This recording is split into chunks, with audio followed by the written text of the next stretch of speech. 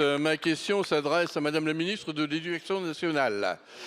Élu du Cambrésis, à dominante rurale, j'ai assisté à de nombreuses cérémonies de vœux. Les maires me font part de beaucoup de difficultés à gérer leur commune, mais dans presque toutes les communes,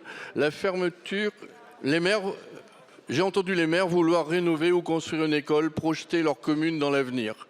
Or, nous venons d'apprendre dans l'ensemble du pays la fermeture de nombreuses classes, 29 dans ma circonscription qui s'ajoutent à celle de l'année dernière.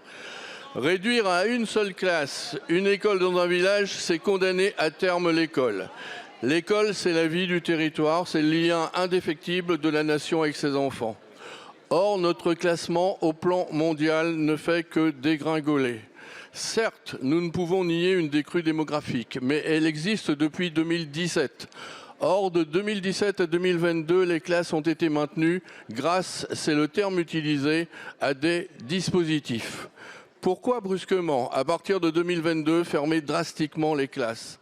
Au contraire, nous estimons que cette situation doit être l'opportunité de diminuer le nombre d'élèves par classe, d'autant plus que les dédoublements et le plafonnement des classes ont fait leurs preuves. Votre choix a-t-il été de supprimer des postes dans le premier et le second degré?